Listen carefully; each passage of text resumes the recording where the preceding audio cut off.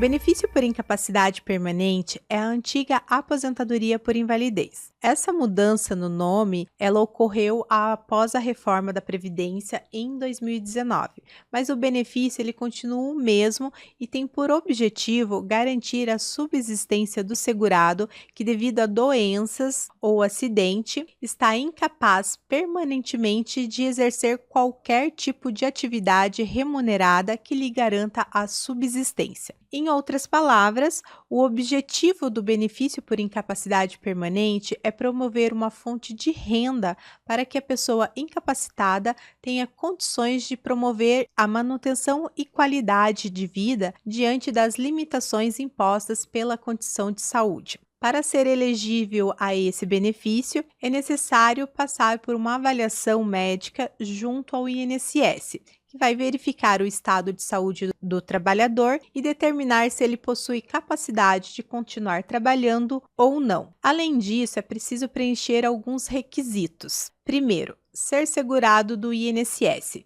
Isso significa que é preciso ter contribuído para o INSS ou estar em um período de graça. Para quem não sabe, o período de graça é quando houve contribuições com o INSS, seja como contribuinte individual, facultativo ou CLT, mas no momento está sem fazer novas contribuições. Porém, o segurado ainda não perdeu o vínculo com a Previdência Social. Segundo ponto, comprovar a incapacidade. O segurado ele precisa passar por uma avaliação médica realizada pelo INSS, no qual vai ser analisado a sua condição de saúde e, por último, é necessário ter um tempo mínimo de carência. Na maioria dos casos, exige-se um período mínimo de 12 meses de contribuição. Essa questão de carência, ela é relativa, pois algumas doenças graves ou acidentes de trabalho ou doenças relacionadas à profissão não exigem um número mínimo de contribuição.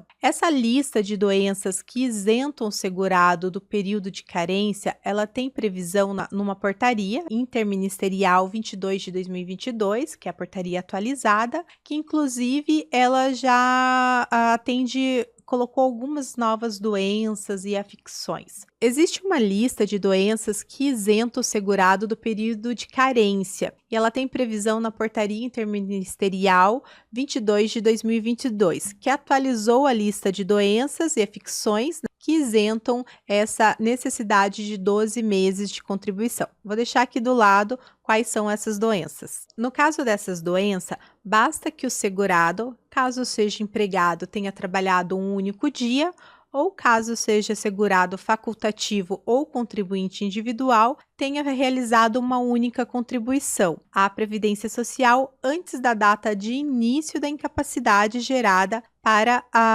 essas doenças. Agora eu vou responder algumas dúvidas que são frequentes durante as consultas com meus clientes. A primeira é: como solicitar o meu benefício? É muito simples, basta fazer o requerimento direto no aplicativo Meu INSS ou pelo telefone 135.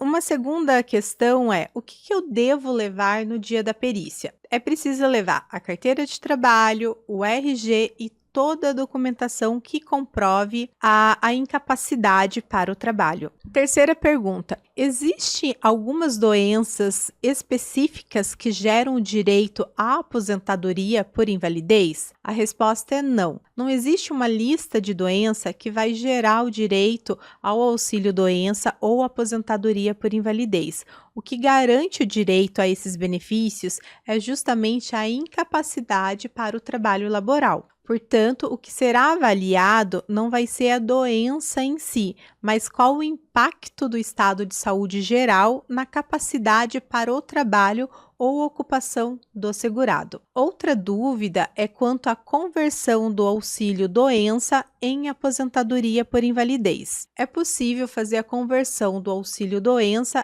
em aposentadoria por invalidez, desde que não haja uma previsão de recuperação na capacidade para as atividades que possam garantir o sustento do segurado. Nesse ponto, é importante destacar que ninguém pode ser obrigado a realizar alguns procedimentos médicos, transfusão de sangue ou procedimento cirúrgico. Dessa forma, caso esses sejam os únicos tratamentos possíveis, pode ser o caso de conversão do auxílio-doença em aposentadoria por invalidez. Embora o artigo 101 da Lei 8.213 de 91 determine que a pessoa que estiver recebendo o auxílio por incapacidade temporária ou aposentadoria por invalidez, ela deve se submeter ao tratamento ou reabilitação profissional. Mas a exceção é justamente a dispensa da obrigatoriedade na realização de procedimentos cirúrgicos ou transfusão de sangue, pois são procedimentos facultativos. Uma outra questão que é levantada é a questão da possibilidade do acréscimo de 25% na aposentadoria por invalidez. É possível sim pedir esse adicional,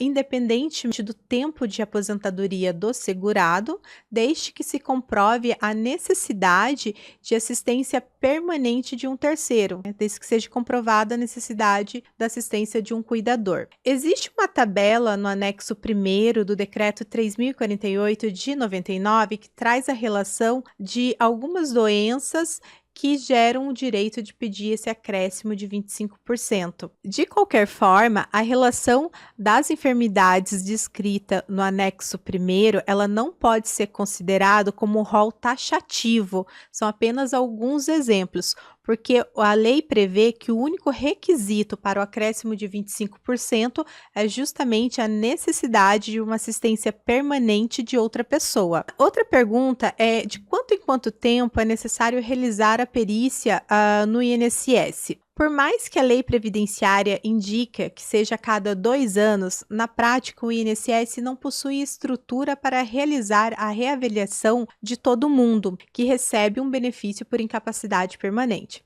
Então, geralmente, são feitas aquelas operações pente fino, que são as multirões de reavaliação, onde todos ou uma parte dos aposentados, ainda que sejam elegíveis para serem convocados para a perícia, né, eles são chamados para passar por essa reavaliação. Caso você receba essa notificação, é importante agendar a sua perícia direto no aplicativo Meu INSS ou através do telefone 135. Outra questão, a aposentadoria por invalidez, ela pode ser cancelada? Quando isso ocorre? A aposentadoria por invalidez, ela pode ser cessada caso não estejam mais presentes os requisitos para sua manutenção, quando o segurado volta a trabalhar, quando ele recupera a capacidade de trabalho ou quando ele vem a óbito. Eu tenho um exemplo no escritório bem bacana sobre essa questão da cessação da aposentadoria por invalidez. Eu tenho um cliente que ele é médico e ele trabalha como médico perito da Polícia Civil e também trabalhava como professor. Em 2006, mais ou menos, ele acabou desenvolvendo um câncer na garganta e ele passou por um tratamento de uns 4 anos, né? Ele, graças a Deus, acabou sendo curado e ele estava aposentado tanto pela polícia quanto pelo INSS, porque ele era professor de uma faculdade privada. O que acontece? Depois que ele se curou do câncer, ele resolveu voltar a trabalhar como médico perito na polícia. No entanto, o câncer prejudicou a voz e ele não conseguiu retornar para a sala de aula. Então, ele voltou para trabalhar na polícia normal e o INSS, quando ele teve ciência disso, ele cancelou a aposentadoria por invalidez. E ele veio me procurar se isso estava correto, uma vez que ele estava totalmente incapaz para retornar para a sala de aula, porque a voz dele foi muito prejudicada. E o INSS estava realmente correto em cancelar essa aposentadoria por invalidez, porque o requisito para a manutenção da aposentadoria por invalidez é incapacidade permanente para todo e qualquer tipo de trabalho. No caso, ele só estava incapaz para trabalhar como professor, mas ele estava totalmente capaz para trabalhar como médico perito. Uma outra dúvida é em relação à dispensa da reavaliação. Existem alguns casos algumas situações que é realizada a dispensa de novas reavaliações pelo INSS, ou seja, o INSS ele não pode mais chamar o segurado para uma perícia. Existem alguns casos que o INSS ele dispensa o segurado da perícia. Essas situações, ela ocorre quando o INSS não pode mais obrigar o segurado a passar por uma perícia. É isento de perícia e realização de outros procedimentos o aposentado por invalidez que não retornou ao trabalho, que tenha 55 anos de idade e que tenha recebido o benefício por incapacidade por pelo menos 15 anos. Também é isento de reavaliação quando o aposentado completar 60 anos de idade, independentemente do tempo de gozo da sua aposentadoria por invalidez. Outro caso também é quando os aposentados por invalidez têm o diagnóstico de HIV. Nesse caso, só deverá ocorrer a perícia a pedido do próprio segurado ou quando ele quiser voltar ao trabalho. Outra questão, não é permitido que o aposentado por invalidez trabalhe e receba o benefício simultaneamente, mesmo que em regimes diferentes, ou seja, trabalhe no regime geral, né, o INSS, e também trabalhe para um regime próprio, trabalhe no estado, no município. Por último, qual é o valor que eu vou receber de benefício caso seja concedido minha aposentadoria por invalidez? Após a reforma da Previdência, o cálculo ele é feito em 2 etapas. Primeiro, obtém-se a média aritmética de todos os salários de contribuição desde a competência de julho de 94, chegando ao que é chamado salário de benefício. A segunda etapa, depois de obter o salário de benefício, é aplicar o coeficiente de 60% da média dos salários, mais 2% por cada ano que exceder 20 anos de contribuição para os homens e 15 anos para as mulheres, sempre limitado ao teto de 100%. Caso o benefício ele seja concedido em virtude de acidente de trabalho, doença profissional ou doença do trabalho, o coeficiente vai corresponder a 100% do salário de benefício.